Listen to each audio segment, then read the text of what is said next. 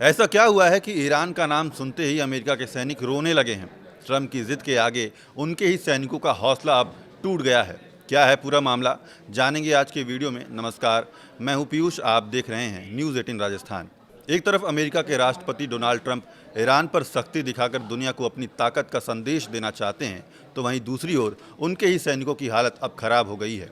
अमेरिकी नेवी का सबसे बड़ा और आधुनिक युद्धपोत यूएसएस जेराल्ड पिछले 8 महीनों से लगातार तैनाती पर है और अब इसकी तैनाती फिर से बढ़ा दी गई है, जिससे जहाज पर तैनात हजारों सैनिकों और उनके परिवार पर भारी दबाव पड़ रहा है। परिवार से दूरी सैनिकों को हर पल रुला रही है। बता दें, ये युद्धपोत पिछले साल 2025 जून में समुद्र में है। पहले इसे भूमध्य सागर भेजा गया था, फिर कैरेबियन क्षेत्र में मिशन के लिए मोड़ दिया गया। बाद में फिर से इसे अटलांटिक पार कर मिडिल ईस्ट भेजने का आदेश दिया गया है। यहाँ इसकी तैनाती ईरान को डराने के लिए की गई है।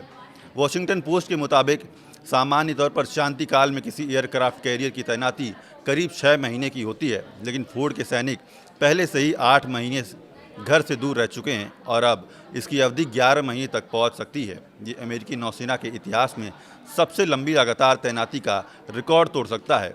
रिपोर्ट के मुताबिक जहाज पर तैनात कई जवानों ने बताया कि वो मानसिक और भावनात्मक दबाव में हैं। एक महिला सैनिक ने कहा कि वो अपनी छोटी बच्ची से लगभग 1 साल से दूर है और अब नौसेना छोड़ने पर विचार कर रही है। एक अन्य सैनिक अपने परदादा की मौत के समय घर भी नहीं जा सका।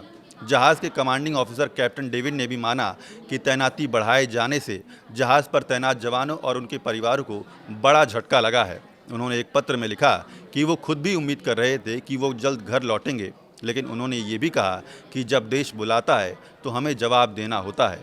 करीब 5,000 जवान इस जहाज़ पर तैनात हैं, जिनमें कई 20 से 25 साल के बीच के युवा हैं, जो पहली बार इतने लंबे समय तक घर से दूर रह चुके हैं।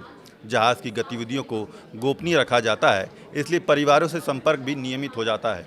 कभी कभी 2 से 3 हफ्ते तक कोई जवाब भी नहीं दे पाता है अपने परिवार वालों को। लंबी तैनाती का असर अब जहाज़ पर भी दिख रहा है। रिपोर्ट के मुताबिक जहाज़ के सीवेज सिस्टम में दिक्कतें आई हैं और कई टॉयलेट काम नहीं कर रहे थे, जिसकी वजह से सैनिकों को इंतज़ार करना पड़ता है। पूरे जहाज़ पर 650 टॉयलेट हैं, जो वैक्यूम टेक्नोलॉजी से चलते हैं। हालांकि नौसेना का कहना है कि समस्या नियंत्रण में है और मिशन पर इसका कोई असर नहीं पड़ रहा है। कुछ परिवारों ने भी अपना दुख साझा किया है। एक मां ने बताया कि फरवरी की शुरुआत में वो अपने बेटे को लेने के लिए जाने वाली थी, लेकिन तैनाती बढ़ने की खबर सुनकर प्लान रद्द करना पड़ा है। ट्रंप प्रशासन के लिए ये एक बड़ी मुश्किल है। एक तरफ वो ईरान पर दबाव बनाकर अपनी सैन्य ताकत दिखाना चाहता है, तो दूसरी तरफ लंबी तैनाती से सैनिकों का मनोबल और परिवार का धैर्य टूटने लगा है। इस वीडियो में फिलहाल इतना ही। देखते रहिए न्यूज़ 18 राजस्थान।